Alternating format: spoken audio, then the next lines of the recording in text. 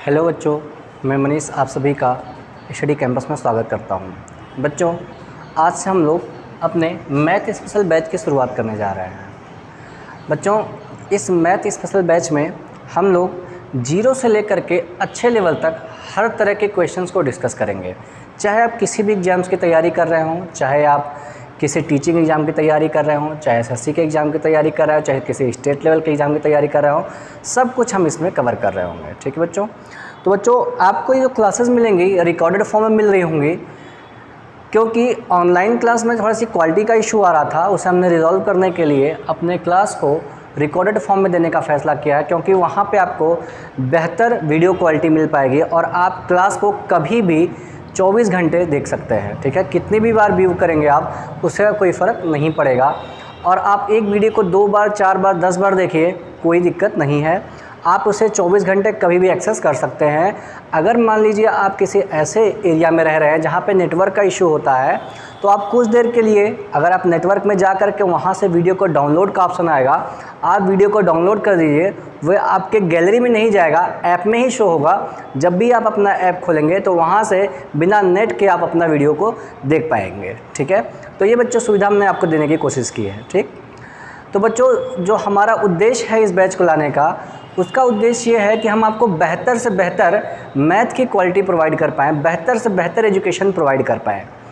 हमारा प्रयास ये रहेगा कि हम आपको ऐसे मैथ सिखाने की कोशिश करें कि जिसके बाद आपको दोबारा कभी भी मैथ पढ़ने की आवश्यकता ना पड़े। और जब आप क्लास को कर रहे होंगे, हर दिन आपको ऐसा महसूस होगा कि हम लोग कुछ ना कुछ नया सीख के जा रहे हैं, कुछ ना कुछ ऐसी बातें सीखे जो अभी तक नहीं जान पा रहे थे। ठीक है, और एक बेटर अंडरस्टैंडिंग आपको देने का हम प्रयास करेंगे कि जो आपको क्वेश्चंस को देखने का नज़रिया था उसे हम बदलने की कोशिश करेंगे। एक नए सिरे से आपको हम वीडियोज़ प्रोवाइड करने का प्रयास करेंगे और नए नए क्वेश्चन आपको कराने का प्रयास करेंगे।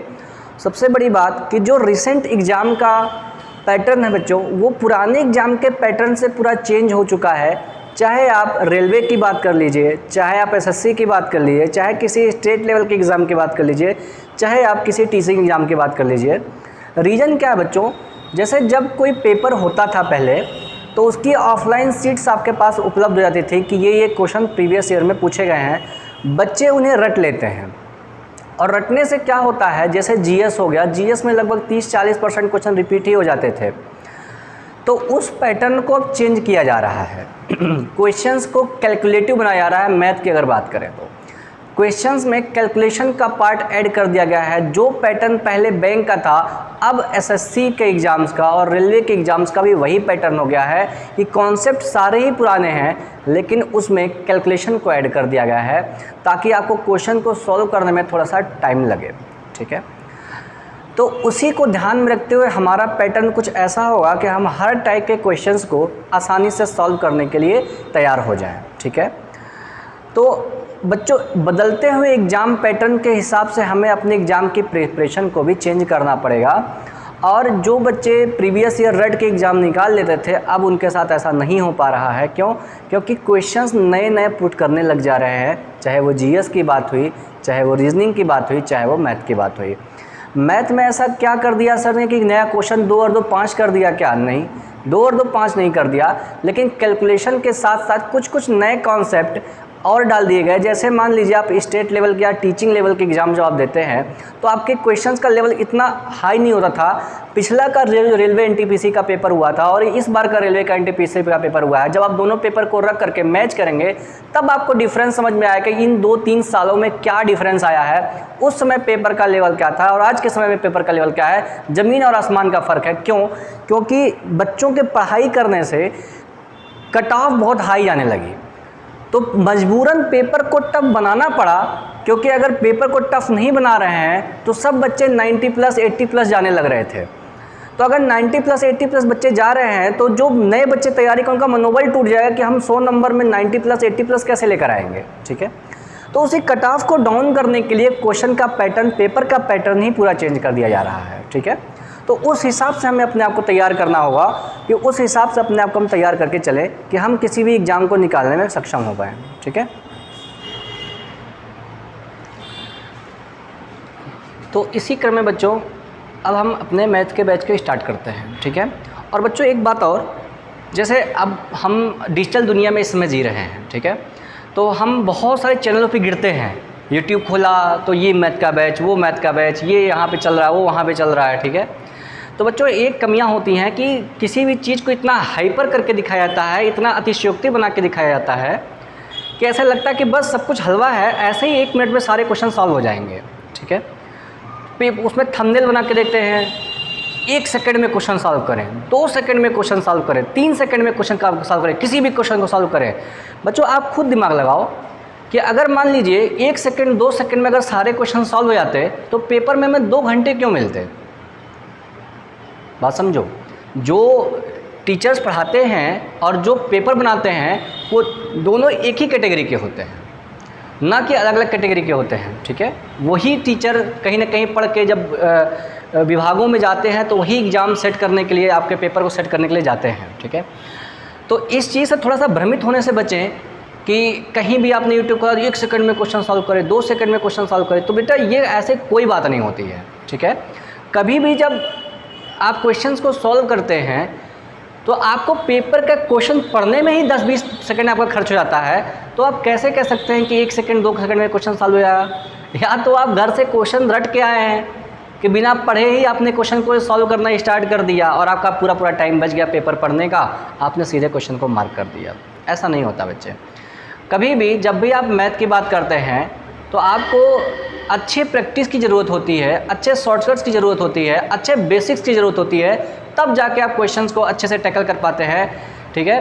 और प्रैक्टिस ही हमें मैथ में करना है। जो सबसे बेहतरीन अस्त्र है आपका मैथ के लिए, वो सबसे बड़ा चीज़ है प्रैक्टिस।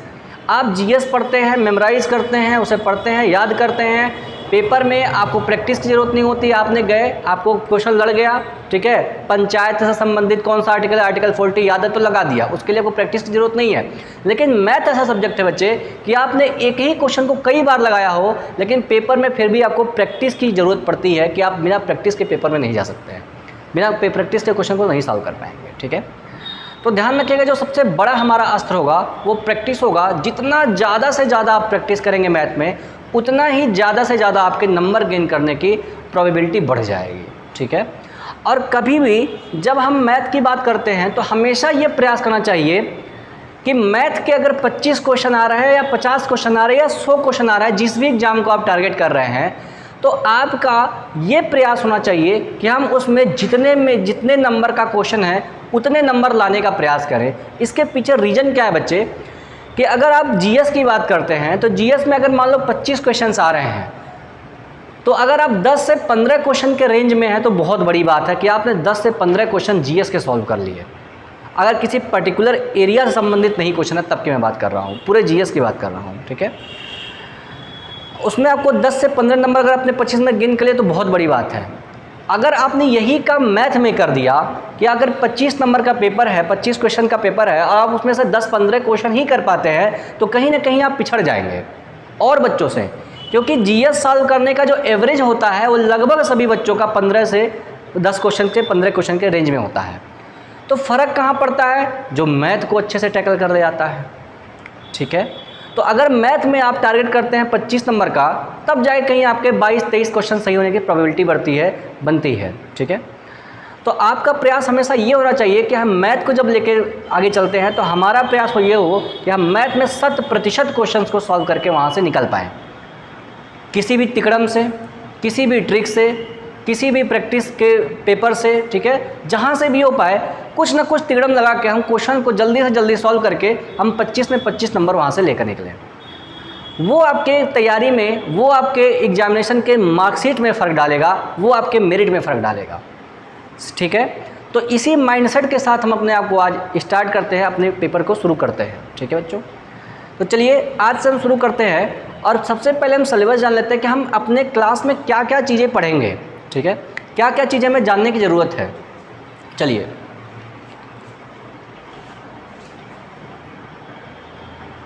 देखिए बच्चों, सिलेबस की बात करें अगर, तो सबसे पहला जो हमारा सवाल है वो बेसिक्स का होता है। बेसिक्स में क्या पढ़ते हैं बच्चों? बेसिक्स में हम पढ़ते हैं जैसे नंबर सिस्टम से रिलेटेड चीज़ें थोड़ा बहुत पढ़ते हैं। बेसिक्स में क्या, जैसे मतलब अगर मान लो हम किसी बच्चे को रूट पढ़ा रहे हैं, कोई क्वेश्चन करा जिसमें रूट का बात आ गई, वर्गमूल निकालने की बात आ गई, ठीक है, या कॉमन सा जोड़ घटाना गुणा भाग करने की बात आ गई और बच्चे को नहीं पता हुआ वहाँ पे, तो बच्चे बेसिक्स तो उसका क्लियर ही नहीं है और आप उसे क्वेश्चन करा रहे हो बढ़िया लेवल के, ठीक है, तो वो कर नहीं पाएगा और उसे लगेगा सर ख़राब पढ़ा रहे हैं, ठीक है, मुझे तो समझ में ही नहीं आ रहा है। वो ये कभी बात नहीं समझ पाएगा कि उसकी कमी तो बेसिक्स में थी, जो SI CI और परसेंटेज में कहाँ दूर होने वाली थी, ठीक है। तो जब भी हम दौड़ने की बात करेंगे तो सबसे पहले हमें घिसटना सीखना होगा कि हम घिसके कैसे, तब उसके बाद बात चलने की होगी, उसके बाद बात दौड़ने की होगी, ठीक है। तो सबसे पहले घिसटना सीखेंगे, मतलब बेसिक सीखना पड़ेगा। नंबर्स क्या होते हैं, नंबर्स के टाइप्स क्या होते हैं, प्राइम नंबर क्या है, कंपोजिट नंबर क्या, उनसे क्या क्या क्वेश्चन बनते हैं, ये हमें सीखना होगा, ठीक है। दूसरे नंबर पे बच्चों हम नंबर सिस्टम को लेके चल रहे होंगे। नंबर सिस्टम में आपके सारे कुछ हम इंक्लूड कर लेंगे। नंबर सिस्टम बच्चे सबसे ही इम्पॉर्टेंट टॉपिक होता है किसी भी एग्जाम के लिए। नंबर सिस्टम एक ऐसा टॉपिक है जो आपके स्किल के डेवलपमेंट का काम करता है, जो आपके क्वेश्चन को सॉल्व करने में मदद करता है, जो आपके क्वेश्चन को इजी करने में मदद करता है, जहाँ से ट्रिक्स बनने की संभावना सबसे ज़्यादा होती है। बात समझ में आई? तो नंबर सिस्टम को हम लोग बहुत ही बेहतरीन पढ़ेंगे। 15 से 20-30 क्लास हम इसमें लेंगे कि हम नंबर सिस्टम को ऐसा घोल के पिएंगे फिर कभी नंबर सिस्टम पढ़ने की ज़रूरत नहीं पड़ेगी, ठीक है, और हर एक बारीकियों को सीख लेंगे यहीं पर, ठीक है। थर्ड नंबर पे हम करेंगे हमारा सिंप्लीफिकेशन एंड कैलकुलेशन। सिंप्लीफिकेशन और कैलकुलेशन की बात करेंगे थर्ड चैप्टर में। फोर्थ चैप्टर के लिए फ़िलहाल नंबर सिस्टम में ही ऐड कर लिया जाता है इन सब चीज़ों को। बॉडमास हो गया, ठीक है। फिर आप ले सकते हैं इसमें सर्ड एंड इंडिसेज हो गया, क्रडियम घातांक जिसे बोलते हैं, ठीक है, HCF एलसीएम।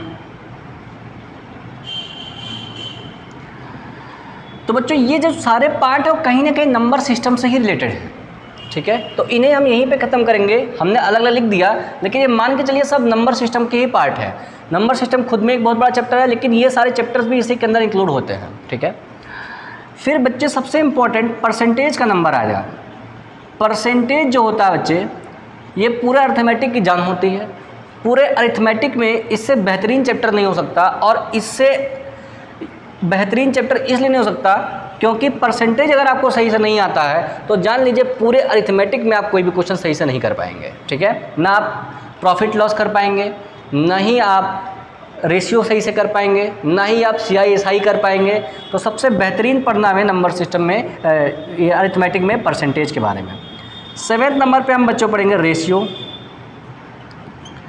8th नंबर पे हमारा जो चैप्टर होगा वो होगा प्रॉफिट लॉस का। 9th नंबर पे हम ले आएंगे CI और SI को, ठीक है। और 10 नंबर पे जो बच्चों हमारा चैप्टर होगा वो एवरेज का होगा। एवरेज AVG मतलब एवरेज समझ जाएंगे आप।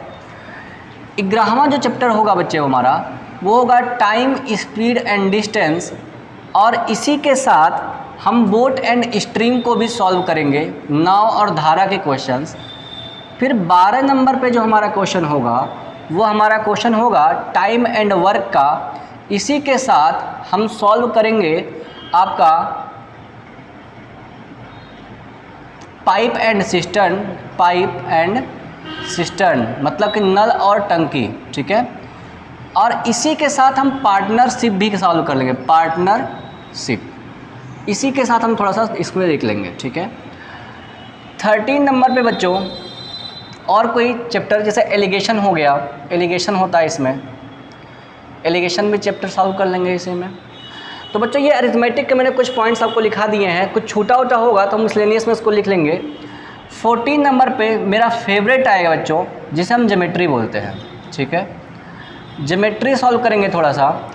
15 नंबर पे हम मेंसुरेशन को लेके आएंगे। 16 नंबर पे जो हमारा चैप्टर चलेगा, 16 नंबर पे मेंसुरेशन के बाद हमारा अलजेब्रा होगा। बेहतरीन क्वेश्चन यहाँ से भी बनते हैं। 17 नंबर पे बच्चों हमारा कोऑर्डिनेट ज्योमेट्री होगा। ये कम ही आता है लेकिन कुछ क्वेश्चन बनते हैं बढ़िया यहाँ से। 18 नंबर पे हमारा ट्रिग्नोमेट्री होगा, ट्रिग्नोमेट्री, ठीक है। और 19वें नंबर पे हमारा जो होगा वो होगा डेटा इंटरप्रिटेशन, जिसको हम DI बोलते हैं, जो कि पेट के एग्ज़ाम में 25 नंबर यहीं से पूछ लिए गए। 25 नंबर यहीं से आपके डेटा इंटरप्रिटेशन से ही पूछ लिए गए, जो कि अब की बार बच्चों को बहुत ही जहर के समान लगे। और 20 नंबर पे हम बात करते हैं मिसलेनियस का, MISCELLANEOUS, इसे बोलते हैं मिसलेनियस। मिसलेनियस का मतलब होता है बच्चे विविध। विविध का मतलब ये होगा अगर कुछ छूट छाट गया हो तो इसमें हम उसे डाल देंगे विविध में, ठीक है। आप समझ जाएंगे, कोई भी चैप्टर अगर मैथ्स रिलेटेड आपका वनडे एग्जाम से छूट गया हो तो जान लेना इसमें कवर हो जाएगा, या फिर हम पहले ही उसे कवर कर चुके होंगे, ठीक है। तो बच्चों आप ये सिलेबस नोट करिए फटाफट, उसके बाद हम आपको तुरंत ही आपके चैप्टर पर लेकर आते हैं। फटाफट आप इसे नोट कर लीजिए। चलिए, तो आपने इसे अब नोट कर लिया होगा। अब हम चलते हैं अपने चैप्टर्स की ओर। तो बच्चे अब हम बेसिक्स अपने स्टार्ट को करेंगे और जानेंगे कि नंबर्स कितने टाइप के होते हैं। सबसे पहले हम यही बात जान रहे होंगे, ठीक है। तो चलिए स्टार्ट कर लेते हैं अपना। देखिए,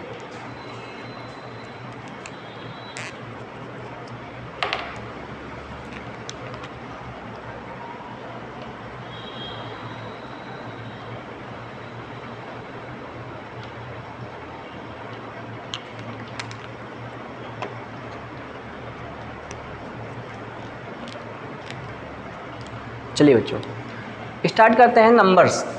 सबसे पहले जानेंगे नंबर्स क्या होते हैं और नंबर से क्वेश्चन कैसे कैसे बनते हैं, ठीक है। जानेंगे कि नंबर से हमारे क्वेश्चन कैसे कैसे बनते हैं, ठीक है। तो जब भी बच्चे आपसे कोई पूछे कि नंबर्स कितने टाइप के होते हैं तो आप बताएंगे सर नंबर 2 टाइप के होते हैं। एक होता है हमारा वास्तविक संख्याएं, क्या बोलते हैं, वास्तविक संख्याएं, इसे बोलते हैं रियल नंबर। क्या बोलेंगे इसे, रियल नंबर, REAL नंबर। और एक होता है हमारा काल्पनिक संख्याएं, क्या बोलते हैं इसे, काल्पनिक संख्याएं, इसे बोलते हैं imaginary number. Imaginary number, IMAGINARY, imaginary number, ठीक है। क्या होता है काल्पनिक संख्याएं, क्या होती है वास्तविक संख्याएं, ध्यान से समझेंगे। कल्पना का मतलब क्या होता है, इमेजिन का मतलब क्या होता है। इमेजिन का मतलब होता है दिमाग में कोई बात आना जो रियलिटी नहीं है, उसे हम बोलते हैं कल्पना, ठीक है। अब आप सोच रहे हैं काश मैं प्रधानमंत्री बन जाता, तो ये कल्पना है, इमेजिनेशन है, ठीक है। तो ऐसी संख्याएं जो रियलिटी नहीं होती हैं, ऐसी संख्याएं जो रियलिटी नहीं होती हैं उन्हें हम बोलते हैं काल्पनिक संख्याएं। ऐसी संख्याएं जो रियलिटी नहीं होती हैं उन्हें हम बोलते हैं काल्पनिक संख्याएं, ठीक है। जैसे एग्जाम्पल में आप ले लीजिए इसका, सबसे पहले एग्जाम्पल ही आपको समझ में आएगा। अगर मैं कह दूँ रूट में -1 की बात कर लेते हैं, या फिर रूट में -2 की बात कर लेते हैं, या फिर रूट में -3 की बात कर लेते हैं, ऐसी संख्याएं जो रूट से बाहर ना आ पाए और रूट में माइनस लेकर हों, तो उन संख्याओं को हम बोलते हैं काल्पनिक संख्याएं। मतलब कि अगर रूट में माइनस आ गया तो ऐसी संख्याओं को हम बोलेंगे काल्पनिक संख्याएं, ठीक है। अगर रूट में माइनस आ गया ऐसी संख्याओं को हम क्या बोलेंगे, काल्पनिक संख्याएं बोलते हैं। बात समझ में आ गई कि नहीं आ गई, ठीक है। तो बच्चे क्या होता है कि ये जो संख्याएं हैं, जब भी हम मैथ में कितना भी कैलकुलेशन करेंगे कभी भी रूट में माइनस नहीं आएगा। आप इसके पहले भी क्वेश्चन सॉल्व कर देंगे, किए होंगे, इंटर में पढ़े होंगे, 10th में पढ़े होंगे, ठीक है। तो कभी भी इस क्वेश्चन को सॉल्व करते समय रूट में माइनस नहीं आता है। बात समझ में आ गई, क्योंकि जब भी हम नंबर्स को रिप्रेजेंट कर रहे होते हैं तो हमेशा रियल नंबर के ही फॉर्म में होता है, नंबर लाइन पर। हम थोड़ा सा अभी करके देखेंगे उसे।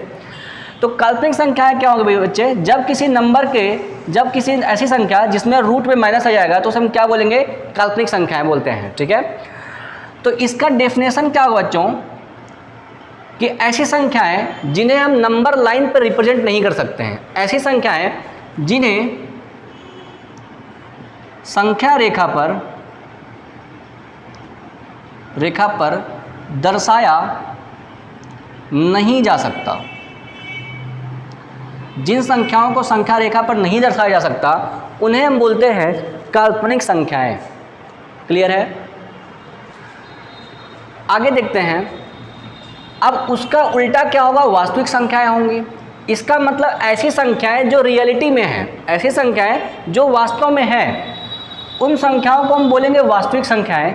तो इसका अदर डेफिनेशन जो होगा, सही वाला डेफिनेशन जो होगा वो होगा ऐसी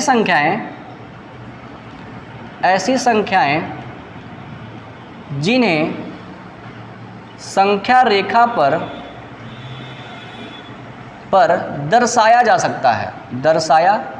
सकता है, उन्हें हम क्या बोलते हैं, उन्हें हम बोलते हैं वास्तविक संख्याएं। ठीक है, तो वास्तविक संख्याओं के अभी जब प्रकार में पढ़ाऊंगा तो अपने आप समझ में आ जाएगा कि वास्तविक संख्याएं क्या होती हैं। फिलहाल आपको काल्पनिक संख्याओं और वास्तविक संख्याओं में डेफिनेशन का अंतर समझ में आ गया होगा कि जिन संख्याओं को संख्या रेखा पर दर्शाया नहीं जा सकता है उन्हें हम बोलते हैं काल्पनिक संख्याएं, और जिन संख्याओं को संख्या रेखा पर दर्शाया जा सकता है उन्हें हम बोलते हैं काल्पनिक संख्याएं। ठीक है, अब सर ये संख्या रेखा क्या होता है? आपने कक्षा 6, 7, 8 में पढ़ा होगा कि एक नंबर लाइन होता है, बीच में 0 होता है, इधर होती धनात्मक संख्याएं, इधर होती ऋणात्मक संख्याएं। ठीक है, आपने याद होगा 1 लिखते थे, 2 लिखते थे, 3 लिखते थे, ऐसे करके आगे 4 लिखते थे, प्लस के सब संख्याएं हैं। इधर माइनस का 1, माइनस का 2, माइनस का 3, माइनस का 4 इधर लिखते थे आप। ठीक है, तो ये ऋणात्मक संख्याएं हो जाती हैं। ठीक है, तो ये जो सभी आपके सामने नंबर दिख रहे हैं ये किस में आते हैं? वास्तविक संख्याओं के अंतर्गत ही आते हैं। अभी और कैटेगराइज करेंगे इनको।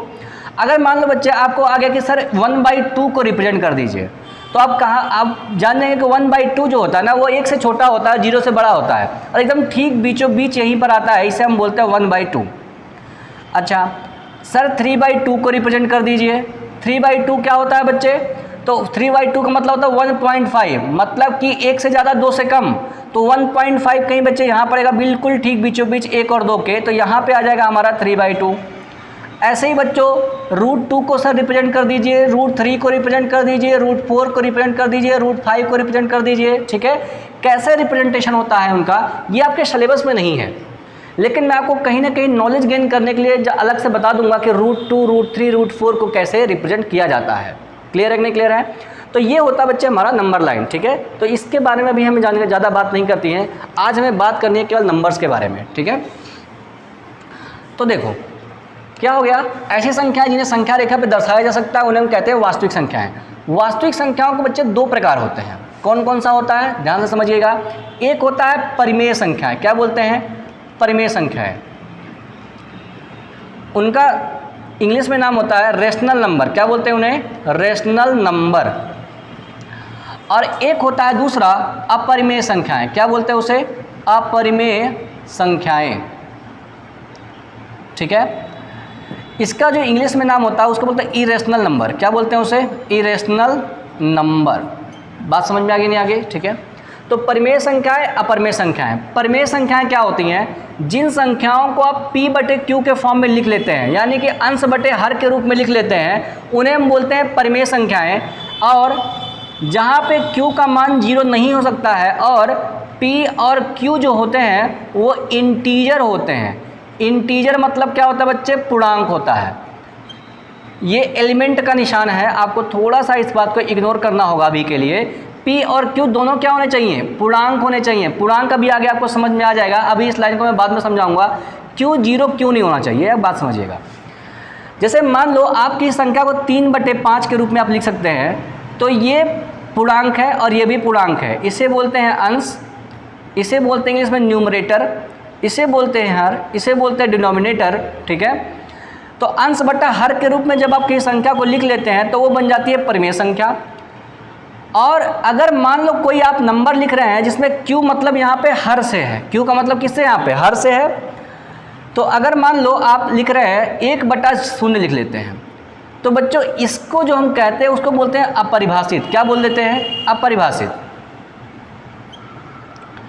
या फिर इसको हम इंग्लिश में बोलते हैं इनफाइनाइट भी बोल देते हैं।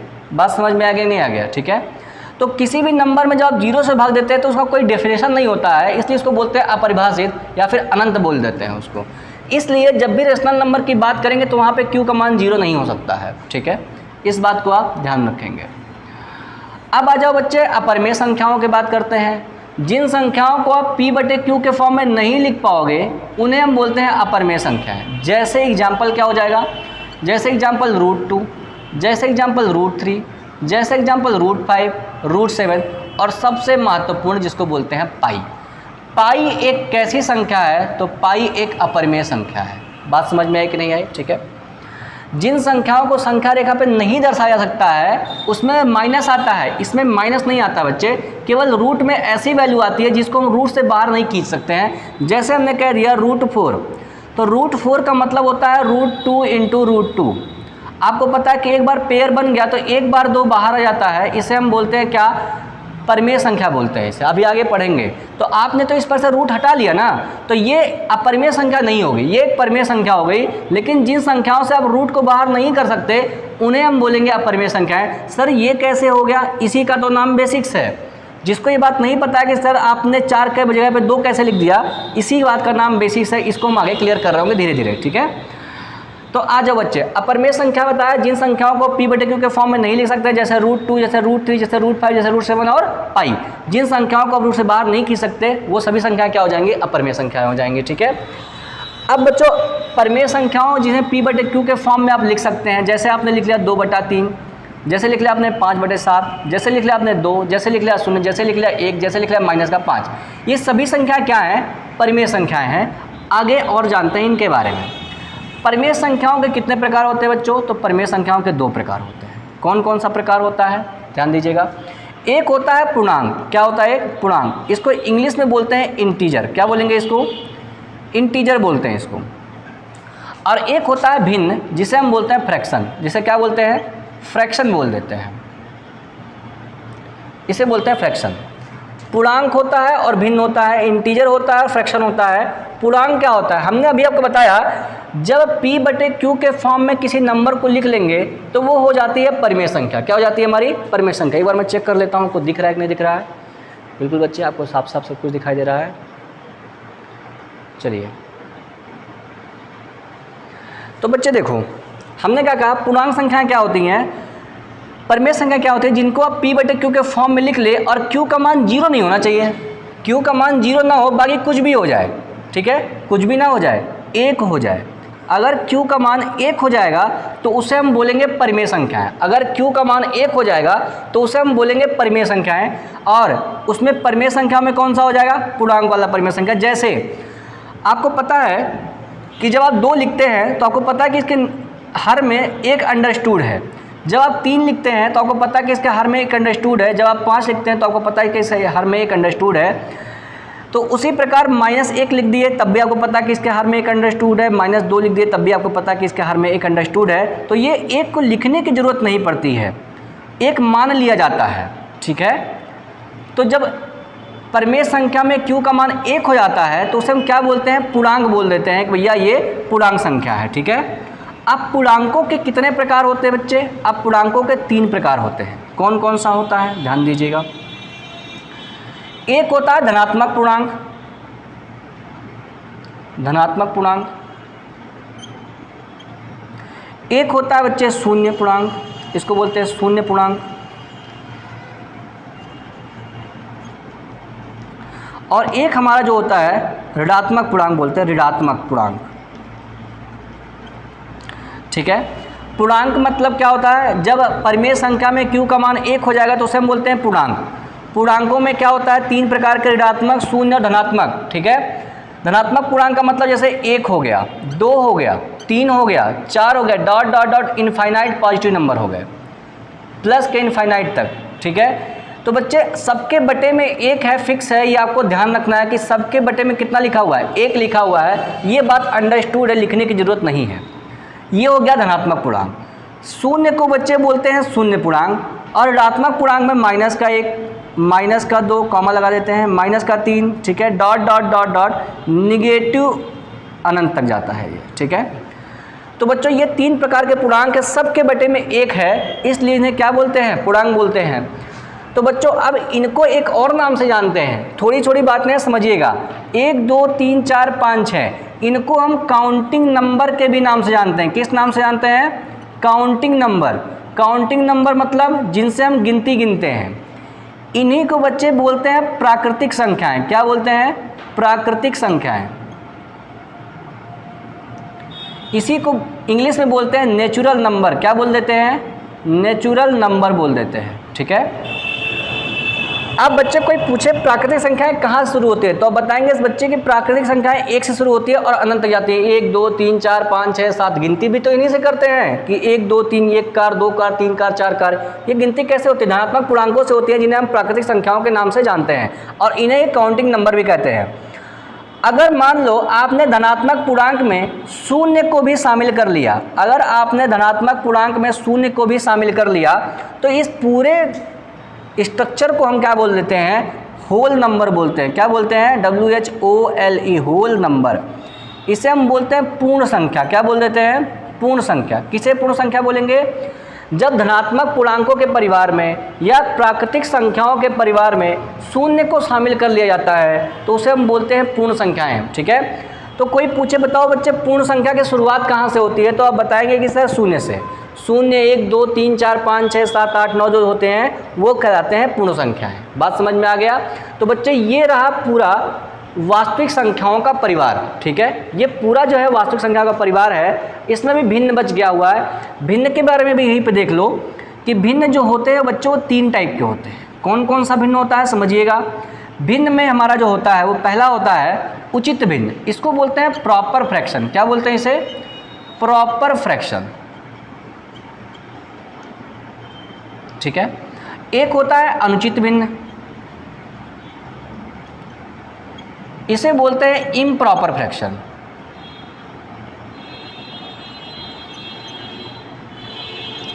और एक होता है मिश्र भिन्न, इसे हम बोलते हैं मिक्स्ड फ्रैक्शन। क्या बोलते हैं? Mix fraction. देखिएगा उचित, अनुचित और मिश्र भिन्न क्या होता है। देखिएगा जब भी कोई भिन्न का मतलब क्या होता है? भिन्न का मतलब होता है जब किसी संख्या को आप अंश और हर के रूप में लिखते हैं तो वो कहलाता है भिन्न। जहाँ पे अच्छा यहीं पे मैं लिख देता हूँ। भिन्न क्या होता है? देखिएगा हमने बताया था कि आपको कि q का मान जब 1 हो जाएगा तो उसे पूर्णांक बोल देते हैं। ठीक है, और भिन्न का मतलब क्या होता है? जब q का मान नॉट इक्वल टू 0 हो और 1 हो। जब q का मान 0 को छोड़ करके और 1 को छोड़ करके कुछ और हो जाता है, मतलब कि 2 3 4 5 10 20 50 हो जाए तो उसे हम बोल देते हैं भिन्न। कारण क्या है? 0 क्यों नहीं हो सकता? अगर 0 हो जाएगा तो अपरिभाषित हो जाएगा, 1 हो जाएगा तो पूर्णांक हो जाएगा।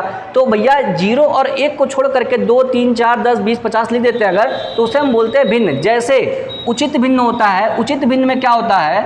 जो अंश होता है ना वो छोटा होता है हर से।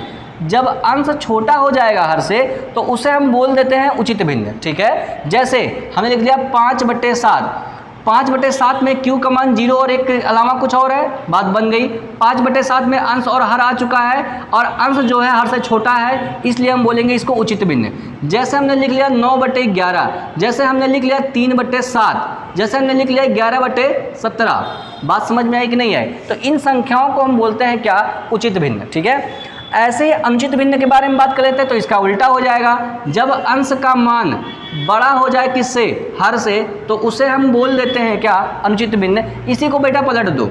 7/5 हो गया, 11/9 हो गया, 7/3 हो गया और 17/11 हो गया। जब अंश बड़ा हो जाए हर छोटा हो जाए तो उसे हम बोलते हैं क्या? मिश्र भिन्न, अनुचित भिन्न। ठीक है, और अगर आपको पता है कि 7/5 लिखने का मतलब क्या है? 7/5 लिखने का जो मतलब है उसका ये मतलब कि 5 से आप 7 में भाग करिए, तो 5 से 7 में भाग करेंगे 5 का नंबर कितना हो जाएगा? 5 हो जाएगा। शेषफल कितना बचेगा? 2 बचेगा। इसको बोलते हैं भाजक, इसको बोलते हैं डिवाइज़र, बोलते हैं डिवीज़र, बोलते हैं जो आप बोल लो डिवाइज़र। इसे बोलते हैं आप डिविडेंड। क्या बोलते हैं इसको? डिविडेंड, भाज्य बोलते हैं आप इसे।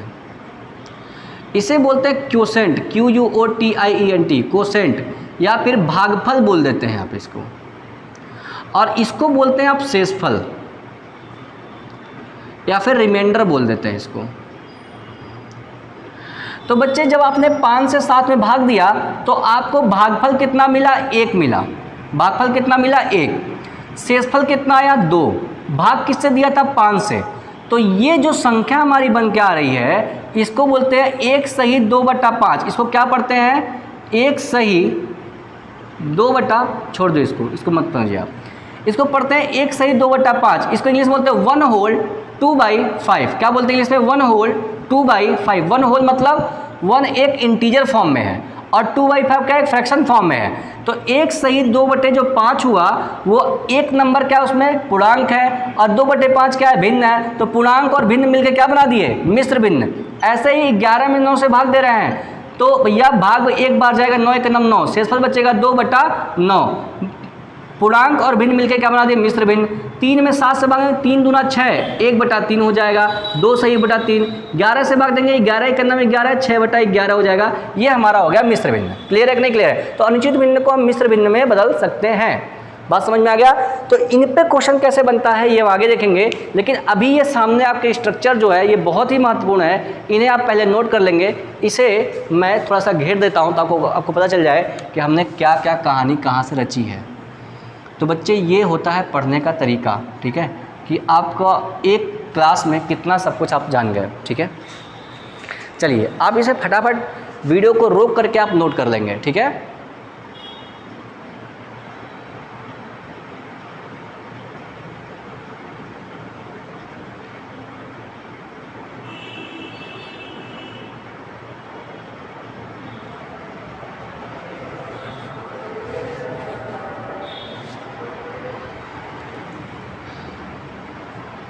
चलो बच्चों, आपने इसे समझ लिया होगा, नोट कर लिया होगा। अब समझिएगा मुझे क्या समझाना था। हमने आपको बताया नंबर्स कितने टाइप के होते हैं। नंबर्स 2 टाइप के होते हैं। कौन कौन से? एक होता है वास्तविक संख्याएं और एक होती हैं काल्पनिक संख्याएं। काल्पनिक संख्याएं ऐसी संख्याएं होती हैं जिन्हें आप नंबर लाइन पर रिप्रेजेंट नहीं कर सकते, जिन्हें आप नंबर लाइन पर नहीं दिखा सकते, उन्हें बोलते हैं हम काल्पनिक संख्याएं। ठीक है, अगर रूट में माइनस आ गया, रूट में माइनस आ गया, रूट में माइनस आ गया तो उसे हम बोल देते हैं काल्पनिक संख्याएं। ठीक है, दूसरा टाइप होता है इसका प्राकृतिक वास्तविक संख्याओं का। तो ऐसी संख्याएं जिन्हें हम नंबर लाइन पर रिप्रेजेंट कर सकते हैं, ऐसी संख्याएं जो वास्तव में रिप्रेजेंट होती हैं या वास्तव में होती हैं, तो उन्हें हम बोलते हैं वास्तविक संख्या। वास्तविक संख्याओं के 2 प्रकार कौन कौन सा? परिमेय होता है, अपरिमेय होता है। जिनको हम P/Q के फॉर्म में लिख लेते हैं वो होती हैं परिमेय संख्याएं। Q का मान 0 नहीं रखते हैं और P और Q क्या होते हैं? पूर्णांक। पूर्णांक का मतलब क्या होता है? उनका हर एक होना चाहिए। ठीक है, अपरिमेय संख्या देखिएगा P/Q के फॉर्म में इनको व्यक्त नहीं कर सकते हैं। जिन संख्याओं को रूट से बाहर नहीं खींच सकते हैं, नहीं निकाल सकते हैं, उन्हें हम बोलते हैं अपरिमेय संख्याएं। पाई एक अपरिमेय संख्या, इस बात को आपको एकदम ध्यान में रखना है। ठीक है, फिर बताया परिमेय संख्याएं 2 प्रकार की होती है। कौन कौन सी? एक होता है पूर्णांक और एक होता है भिन्न। पूर्णांक कब बनेगा? जब किसी परिमेय संख्या का हर जो है वो 1 हो जाए तो उसे हम पूर्णांक बोल देते हैं। पूर्णांक कितने प्रकार के होते हैं? 3 प्रकार के होते हैं, धनात्मक, शून्य और ऋणात्मक। ठीक है, धनात्मक पूर्णांक क्या होते हैं? 1/1, 2/1, 3/1, 4/1, ऐसे ऐसे करके 10 लाख, 50 लाख, 100 लाख तक कहीं से भी लेके जाओ, वो क्या कहलाएंगे? हमारे धनात्मक पूर्णांक कहलाते हैं। इन्हें ही हम बोलते हैं काउंटिंग नंबर। इनका दूसरा नाम है प्राकृतिक संख्या है, जिन्हें हम बोलते हैं नेचुरल नंबर। और जब नेचुरल नंबर के साथ हम 0 को शामिल कर लेते हैं तो उन्हें बोलते हैं क्या? होल नंबर हम बोल देते हैं। क्लियर है कि नहीं क्लियर है? भिन्न के बारे में बात करते हैं। भिन्न या फ्रैक्शन किसे कहते हैं? बात समझिएगा, जब Q का मान 0 और 1 को छोड़कर कोई और नंबर हो जाए, 2, 3, 4, 10 हो जाए, तो उन्हें हम बोलते हैं भिन्न। 3 प्रकार के होते हैं, ये सामने आपके टाइप लिखी हुई है। ठीक है, तो बच्चों क्वेश्चन कहाँ से बनता है इस बात को समझते हैं। सबसे बेहतरीन पहला क्वेश्चन बनता है इस पाई से बनता है। पाई हमारी कैसी संख्या है? तो पाई एक अपरिमेय संख्या है। पाई कैसी संख्या है? पाई एक हमारी एक अपरिमेय संख्या है। सर आपने अभी बताया कि जो पाई का मान होता है वो 22/7 होता है, हमको यही बात पता है। ठीक, लेकिन सर बात ये भी तो है कि जो 22/7 है वो P/Q के फॉर्म में है। ये P/Q के फॉर्म में है तो ये परिमेय संख्या हो गई। जिन संख्याओं को P/Q के फॉर्म में लिख दिए हो तो परिमेय हो गई। तो पाई जो है वो अपरिमेय संख्या कैसे हो सकती है? ये आपने तो गलत पढ़ा दिया सर। अच्छा जी, समझते हैं बच्चों। जो पाई का मान होता है ना वो एक्चुअल में 22/7 होता ही नहीं है। एक्चुअल में पाई का जो मान होता है वो 22/7 होता ही नहीं है। बात समझ में आई कि नहीं? पाई का मान 22/7 नहीं होता। पाई का मान 22/7 के लगभग बराबर होता है। किसके बराबर होता है?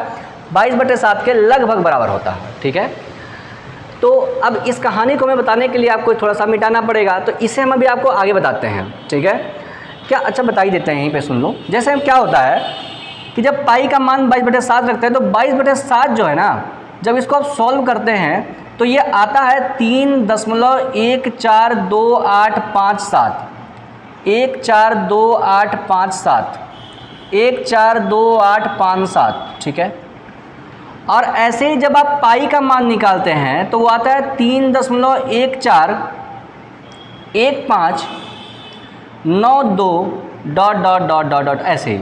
मतलब कि ये रिपीट नहीं करता है, ख़त्म भी नहीं होता है, चलता जाता है। मतलब कि ये टर्मिनेट भी नहीं होता है, ये भी तो टर्मिनेट नहीं हो रहा है, लेकिन ये रिपीटिशन शो कर रहा है 142857, 142857, 142857। तो ये रिपीटिशन में आ चुका है। और ये पाई का जो मान है बच्चे, वो अभी रिपीटिशन में नहीं आता है, 3.141592 ऐसे करके आगे बढ़ता चला जाता है, ये रिपीट नहीं कर पाता है। बात समझ में आया कि नहीं आया? तो ये टर्मिनेट नहीं होता है, तो इसे बोलते हैं आसान दशमलव, ठीक है। जो टर्मिनेट नहीं होता है दशमलव के बाद, उसे बोलते हैं आसान दशमलव। आसान दशमलव का 2 टाइप होता है बच्चे, कहाँ लिखूँ अब, जगह ही नहीं है। आसान दशमलव का 2 टाइप होता है। आसान दशमलव का 2 टाइप होता है, एक होता है आवर्ती और एक होता है अनावर्ती। आवर्ती में होता है रिपीटिशन, नंबर जो है डेसिमल के बाद कुछ नंबर बार बार रिपीट करते हैं, और ये होता है नॉन रिपीटिंग। तो जो आवर्ती दशमलव होता है, जो दशमलव के कुछ अंकों के बाद रिपीट होता है, उन्हें हम P/Q के फॉर्म में लिख सकते हैं, जैसे 22/7। 22/7 को जब आप मोबाइल से भाग देंगे 22 में 7 से, तो 3.142857, 142857, 142857 रिपीट करेगा। तो इसे हम पाई 22/7 के रूप में लिख देते हैं, जो कि P/Q का फॉर्म है, इसलिए ये बन जाती है परिमेय संख्या। और जबकि पाई का मान जो होता है वो 3.145922 करके ऐसे आगे चलता था, रिपीट नहीं करता है, वो कटता भी नहीं है, तो वो चला जाता है अनावर्ती में। और जो अनावर्ती आसान दशमलव होता है वो होता है अपरिमेय। उसको P/Q के फॉर्म में लिखने का कोई तरीका हमारे पास उपलब्ध नहीं होता है, इसलिए वो चला जाता है किसमें, अपरिमेय संख्या के फॉर्म में चला जाता है, ठीक है। इसके बारे में हम कहाँ पढ़ेंगे सर? इसके बारे में हम पढ़ेंगे दशमलव जब पढ़ रहे होंगे, कुछ क्लासेस के बाद आपका दशमलव वाला कुछ क्लासेस जब हम लेंगे, तो उसमें हम आपको डिटेल में ये बात करा रहे होंगे, ठीक है। तो आपको बिल्कुल भी फिक्र चिंता करने की ज़रूरत नहीं है, सारी बातें हम आपको लिखवाएंगे, सारी ही बातें मैं आपको करा रहा हूँ। तो ये जो पाई का मान 22/7 है ना, वो लगभग बराबर मान होता है, इसलिए पाई की जगह पे 22/7 लिख दिया जाता है, लेकिन पाई का एक्चुअल मान 22/7 नहीं होता है। इस बात को आपको ध्यान रखना है, दिमाग में सेट कर लेना है, ठीक है। अच्छा सर, अब क्वेश्चन कहाँ से बनेगा? और क्वेश्चन बनता है बच्चे कि वास्तविक संख्याएँ, ठीक है, के प्रकार कौन कौन से हैं। पूछेगा कि क्वेश्चन में देगा इनमें से कौन सा सत्य है, कौन सा सत्य है। पूछेगा सभी प्राकृतिक संख्याएं पूर्ण संख्याएं हैं। ध्यान से सुनिएगा, सभी प्राकृतिक संख्याएं पूर्ण संख्याएं हैं, सही कि गलत। तो आपको जब तक ये नंबर ट्री नहीं क्लियर होगा तब तक आप इस क्वेश्चन को नहीं कर सकते, आप कुछ भी कर लीजिए, ठीक है। तो बेटा देखो, प्राकृतिक संख्याएं कहाँ शुरू होती हैं? 1 2 3 4 5। और होल नंबर कहाँ से? 0 1 2 3 4। मतलब कि जो पूर्ण संख्या है वो बराबर होता है किसके सेट के? 0 और प्राकृतिक संख्याओं के सेट के बराबर होता है। यानी कि पूरी प्राकृतिक संख्या जो होती है वो पूर्ण संख्या के अंतर्गत आ जाती है। पूरी प्राकृतिक संख्या जो होती है वो पूर्ण संख्या के अंतर्गत आ जाती है। इसलिए हम ये बात कह सकते हैं कि सभी प्राकृतिक संख्याएं पूर्ण संख्याएं होती हैं। लेकिन अगर यही क्वेश्चन उल्टा पूछ दिया जाए कि सभी पूर्ण संख्याएं प्राकृतिक संख्याएं होती हैं क्या, तो जब तक आपको नंबर ट्री नहीं क्लियर हो तब तक आप ये क्वेश्चन कर ही नहीं पाएंगे। तो आपको उस समय ध्यान आना चाहिए कि भैया पूर्ण संख्या में 0 होता है, जबकि 0 एक प्राकृतिक संख्या नहीं है। तो इसका मतलब ये स्टेटमेंट क्या हो जाएगा? गलत हो जाएगी कि पूर्ण संख्याएं जो होती हैं वो प्राकृतिक संख्याएं होती हैं। ये स्टेटमेंट पूरा हमारा गलत हो जाएगा, ठीक है। आगे क्वेश्चन पूछ सकता है कि सभी अपरिमेय संख्याएं पूर्णांक हैं। सभी अपरिमेय संख्याएं पूर्णांक हैं। तो आपको चार्ट याद होगा तो आप 1 सेकंड में कह देंगे गलत है भैया, क्योंकि भैया परिमेय संख्याओं के परिवार में पूर्णांक आता है, जबकि ये तो पूरा ब्रांच ही अलग हो गया अपरिमेय संख्याओं का। तो उस कंडीशन में ये परिमेय संख्याएं पूर्णांकों के अंतर्गत नहीं आएंगे, ठीक है। ऐसे बच्चों घुमा फिरा के बहुत सारे क्वेश्चन बन जाते हैं कि आप 25-50 क्वेश्चन बना लेंगे, जो इस पे सॉल्व आप करते रहेंगे, क्वेश्चन खत्म नहीं होंगे। ठीक है, तो जब तक ये नंबर ट्री आपको क्लियर नहीं हो जाता है तब तक किसी भी क्वेश्चन करने का कोई मतलब नहीं है। आपके पास सीट नंबर 1 पहले ही पढ़ चुकी होगी, जिसमें यही सारे क्वेश्चन हमने सॉल्व करेंगे और यही सारे क्वेश्चन हमें सॉल्व करवाना है उससे। ठीक है, तो बच्चे फटाफट आप इन बातों को नोट कर लीजिए, तब हम कुछ आगे बातें करते हैं। ठीक है, आपने इन्हें नोट कर लिया होगा। अगर आपको अच्छा लगता है कुछ में से नोट करना है तो आप वीडियो को पॉज कीजिए, इसे नोट डाउन कर लीजिए। ठीक है, अब हम आगे बढ़ते हैं। इसे मैं डिलीट कर रहा हूँ। आपके मन में बच्चों जो भी डाउट हो, आप उसे ग्रुप बन गया होगा आपका, आपके ग्रुप में पोस्ट कर सकते हैं, वहाँ से मैं डाउट आपका क्लियर कर दूंगा। कोई भी डाउट होता है XYZ, मैं उसे बिल्कुल क्लियर कर दूंगा। ठीक है, ध्यान रखें इस बात को। अब समझे बच्चे, आपको दिख रहा होगा कि मैं कपड़े से मिटा रहा हूँ। रीज़न क्या है इसके पीछे? रीज़न ये है कि जब मार्कर से जब हम कुछ लिखते हैं बोर्ड पे, तो डस्टर से जब मिटाते हैं तो डस्टर से क्लियर हो नहीं पाता ये। ठीक है, ये सिर्फ ब्लैक स्पॉट्स पड़ जाते हैं। ठीक है, तो ब्लैक स्पॉट्स पड़ने से ना मार्कर चलना बंद कर देता है, तो उसी से बचने के लिए हम लोग कपड़े का यूज करते हैं। ऐसा ना हो कि सर कपड़े से क्यों मिटा रहे हैं। ठीक है, ऐसा ही बच्चों को डाउट आ जाता है कभी कभी क्लास में भी।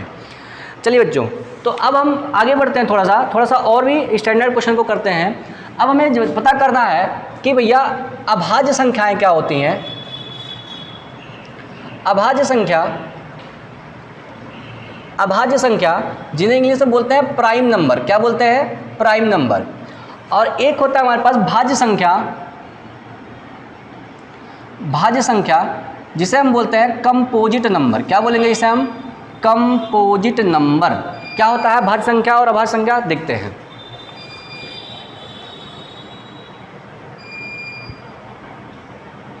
चलिए देखिएगा, भाज्य संख्या और अभाज्य संख्याओं का थोड़ा सा चक्कर दूर करते हैं। आप सभी को पता होगा कि भाज्य संख्याएं क्या होती हैं।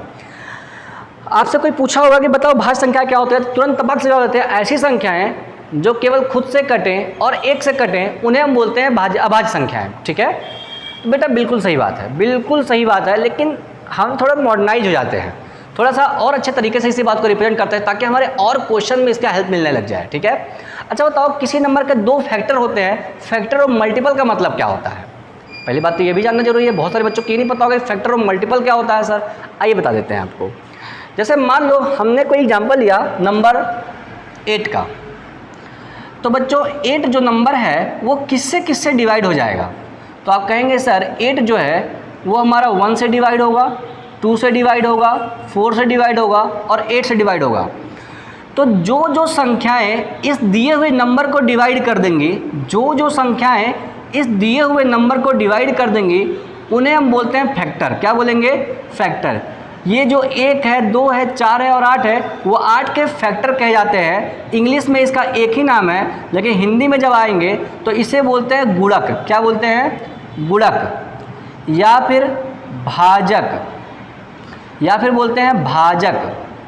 ठीक है बच्चों, देखो मैं थोड़ा सा छोटा लिखता हूँ। रीज़न ये है कि मुझे छोटा लिखना पसंद है और थोड़ा सा छोटे लिखने पर राइटिंग अच्छी बैठती है। ठीक है, तो अगर मैं साथ साथ बोल भी रहा हूँ तो आपको दिक्कत नहीं आनी चाहिए। ठीक है, गुणक हो गया, भाजक हो गया, अपवर्तक बोलते हैं, अपवर्तक, या फिर गुणनखंड भी बोल देते हैं। ये चारों नाम एक ही के हैं जिसको बोलते हैं फैक्टर इंग्लिश में। ठीक है, तो 1, 2, 4, 8 से 8 डिवाइड हो जाएगा, इसलिए चारों संख्याएं, ठीक है, ये किसके कहलाएंगे? 8 के फैक्टर कहलाएंगे, 8 के गुणक कहलाएंगे, 8 के भाजक कहलाएंगे। ठीक है, अच्छा अब सर मल्टीपल किसको कहते हैं? तो 8 से जो संख्याएं कट जाए, 8 हो गया, 16 हो गया, 24 हो गया, 32 हो गया, और अपने पहाड़े में आने वाली और जो संख्याएं हैं जिनको 8 पूरा डिवाइड कर सकता है, वो संख्याएं सभी मिलके क्या कहलाती हैं? हमारा वो कहलाती हैं मल्टीपल। क्या कहलाती हैं? मल्टीपल। मल्टीपल किसके? 8 के। 8 के ये मल्टीपल हैं। 8 के इसे इंग्लिश हिंदी में बोलते हैं अपवर्त्य बोलते हैं। क्या बोलते हैं? अपवर्त्य। ठीक है, तो भैया ध्यान रखेंगे, या फिर इसको गुणज भी नाम से जानते हैं, गुणज। 8 के गुणज। बात समझ में आ गया कि नहीं आ गया? तो ध्यान रखेंगे 8 जिससे जिससे कट जाएगा, ठीक है, वो कहलाएगा 8 का फैक्टर, और 8 जिसको जिसको काट देगा वो 8 का कहलाएगा मल्टीपल, या फिर अपवर्त, या फिर गुणज। ये बात आप फटाफट अपने कॉपी पर नोट कर लीजिए। ठीक है, तो ज़रा फटाफट नोट करिए। तो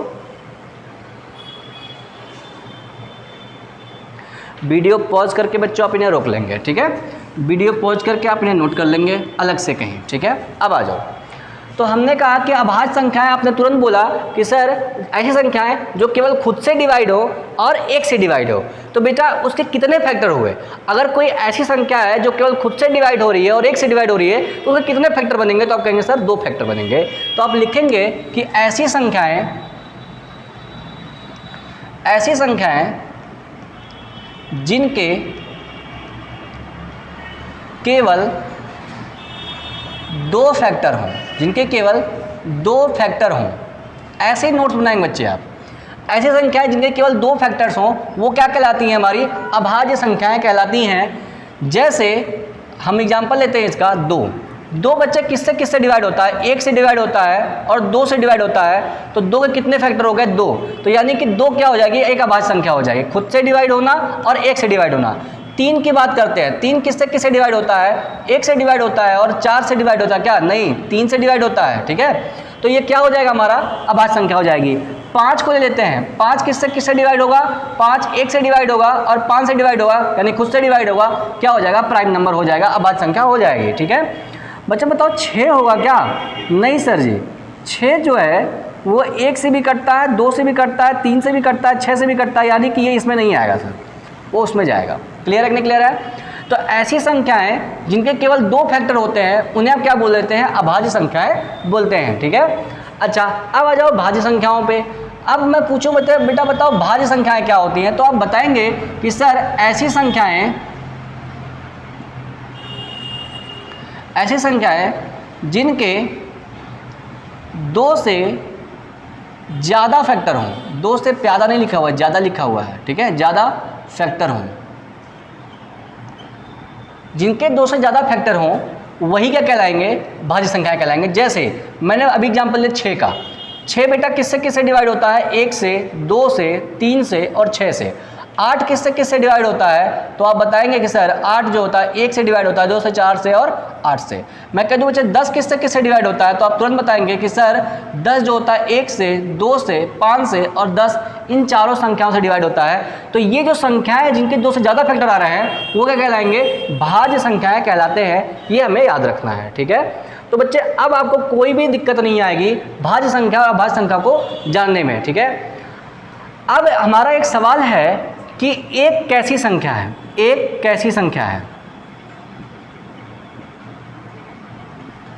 भाज्य है या अभाज्य। एक भाज्य संख्या है, अभाज्य संख्या है, क्या है आप हमें सर बता दीजिए। तो बच्चे देखो, जब बात करते हैं एक की, तो सबसे पहले हमें डेफिनेशन पे जाना है। भाज्य कब होगा, जब 2 से ज़्यादा फैक्टर हो जाएंगे। अभाज्य कब होगा, जब केवल 2 फैक्टर रहेंगे। तो एक के जब आप फैक्टराइजेशन करते हैं तो एक के बच्चों केवल एक ही फैक्टर आता है, एक केवल एक ही फैक्टर, या तो उसे एक मानो या तो खुद मान लो, लेकिन है तो एक ही फैक्टर। तो अब डेफिनेशन के हिसाब से ना तो इसमें जा पाएगा और ना तो इसमें जा पाएगा। तो इस कारणवश, किस कारणवश कि एक के केवल एक ही फैक्टर होता है, इसलिए ना तो ये भाज्य हो पाता है और ना ही ये अभाज्य हो पाता है। तो ये बच्चों बिल्कुल आसान सी बात है कि एक भाज्य संख्या है कि अभाज्य संख्या है, तो आप तुरंत जवाब देंगे कि सर एक का केवल एक ही फैक्टर है, जबकि अभाज्य होने के लिए कम से कम केवल 2 फैक्टर चाहिए और भाज्य होने के लिए 2 से ज़्यादा फैक्टर चाहिए होता है। ये दोनों में ही नहीं आ सकता है, इसलिए एक जो होता है वो ना तो भाज्य है और ना तो अभाज्य है। अब इस चीज़ को मैं लिख नहीं रहा हूँ, आप मैंने जो बोला है उसे आप नोट कर देंगे कॉपी पे, ठीक है। तो ये एक बात हो गई कि एक जो है ना वो कैसी संख्या है, न तो भाज्य है और न तो अभाज्य है। क्लियर है कि नहीं क्लियर है, क्लियर है। अच्छा, अब यही सवाल 0 के ऊपर लिख देते हैं। 0 कैसी संख्या है, 0 कैसी संख्या है, भाज्य या अभाज्य। अब बता दीजिए सर, अब तो आप फंस गए कि 0 भाज्य संख्या है या 0 अभाज्य संख्या है। देखिएगा फिर डेफिनेशन पे चलते हैं। डेफिनेशन क्या कहता है कि भैया 2 फैक्टर हुआ केवल तो अभाज्य, 2 से ज़्यादा फैक्टर हो गया तो भाज्य, ठीक है। अब देखते हैं 0 बच्चे जो है ना वो 1 से भी डिवाइड हो जाता है। जब रिमाइंडर शून्य आ गया तो जान जाओ कि नंबर डिवाइड हो गया। तो 0 में जब 1 से डिवाइड करो तो 1 से डिवाइड करो, 1 शून्य, एक को 0 बार गुणा करेंगे तो हो जाएगा 0, रिमाइंडर आ गया शून्य, मतलब कि डिवाइड हो गया 1 से। 2 से भी यही कहानी होगा, 2 से भी ये नंबर डिवाइड हो जाएगा, 3 से भी डिवाइड हो जाएगा, 4 से भी डिवाइड हो जाएगा। तो इसका मतलब ये हो गया कि 0 के जो हैं वो अनंत फैक्टर हो गए। कितने फैक्टर हो गए? अनंत फैक्टर हो गए, अनंत फैक्टर हो गए। अरे भाई वो 1 से 2 से 3 से 4 से 5 से 10 100 से 50,000 1 लाख 1 करोड़ 50 करोड़ जितने भी नंबर दुनिया में हो सकते हैं सब से वो डिवाइड हो जाएगा। और जब वो सबसे डिवाइड हो जाएगा तो इससे कितने फैक्टर हो जाएंगे? अनंत फैक्टर हो जाएंगे। तो बच्चे यहीं पे ये धोखा खा जाता है, थोड़ा सा यहीं पर ये थोड़ा सा धोखा खा जाता है कि देखो ये करीब तो गया है भाज्य के, अभाज्य होने का कोई सवाल ही नहीं पैदा होता, ये गया करीब किसके? भाज्य के। लेकिन बच्चा ध्यान रखिएगा भाज्य संख्याओं का अपना थोड़ा सा लिमिटेशन होता है, वो कहीं लिखा नहीं हुआ होता। मैं आपको बता दे रहा हूँ, आप जब नेट पे सर्च करेंगे तो हो सकता है आपको मिल जाए कि भाज्य संख्याएं ऐसी संख्याएं जिनके 2 से ज़्यादा फैक्टर होते हैं, बिल्कुल सही बात है। लेकिन एक बात और लिख लीजिएगा, इनके जो फैक्टर होते हैं लेकिन सीमित संख्या में फैक्टर होते हैं, सीमित संख्या में फैक्टर होते हैं, सीमित संख्या में फैक्टर होते हैं। इसका मतलब होता है कि काउंटेबल, मतलब कि इतने फैक्टर होंगे जितनों को आप गिन पाएंगे, 1 2 4 10 20 50 100 1 करोड़ 50 करोड़ 1 लाख 2 लाख जितने भी होंगे उन्हें आप गिन सकते हैं। लेकिन 0 के ज़रा फैक्टर गिन के दिखाओ, 1 फैक्टर 2 फैक्टर 50 फैक्टर कितने भी हो सकते हैं। बात समझ में आया? तो यहीं पर ये बेटा धोखा खा जाता है और ये हो जाता है इससे भी बाहर। बात समझ में आया? तो इस हिसाब से 0 जो होता है वो ना तो भाज्य की परिभाषा पूरी कर पाता है और ना तो अभाज्य की। बात समझ में आ गई होगी आपके? ठीक है। तो 0 जो है वो तो भाज्य की परिभाषा पूरी कर पाता है और ना ही अभाज्य की परिभाषा पूरी कर पाता है। इसलिए बच्चे ये क्या हो गया? बाहर हो गया, भाज्य से भी और अभाज्य से भी। ठीक है। तो बच्चे देखो, 1 भी ना तो भाज्य संख्या ना तो अभाज्य संख्या है और 0 भी ना तो भाज्य संख्या ना तो अभाज्य संख्या है। इसलिए क्या हो गया? ये दोनों ही ना तो भाज्य ना तो अभाज्य हैं, लेकिन एक का कारण अलग है, 0 का कारण अलग है। बात समझ में आ गया? तो ये बच्चे हो गई थोड़ी सी डीप कहानी। क्लियर है कि नहीं क्लियर है? तो बच्चे आप ध्यान रखेंगे कि हमें ऐसे ही पढ़ना है, एक एक पॉइंट को क्लियर करते हुए चलना है। आपका होमवर्क क्या है? आपका होमवर्क ये है कि अब आप 1 से लेकर के 100 तक अभाज्य संख्याएं लिखेंगे। ठीक है। और हम कल चेक करेंगे कि कौन सा आपका सही निकलता है, कौन सा गलत निकलता है। ठीक है। तो बच्चे इसी तरीके से हम आगे बढ़ते रहेंगे, हर रोज़ कुछ ना कुछ नए सीखते रहेंगे। तब तक के लिए आप अपने मोबाइल को बंद करिए, थोड़ा आराम करिए और फिर से पढ़ाई करने में लग जाइए। ठीक है। चलिए मिलते हैं नेक्स्ट क्लास में, तब तक के लिए गुड बाय। और हाँ, एक बात और, आप मुझे ये बात ज़रूर बताएं कि क्या ये रिकॉर्डिंग क्लास आपको समझ में आई कि नहीं आई और इसकी क्वालिटी आपको अच्छी लगी कि नहीं लगी, ये आप हमें ज़रूर बताएं। ठीक है। चलिए मिलते हैं नेक्स्ट क्लास में, गुड बाय।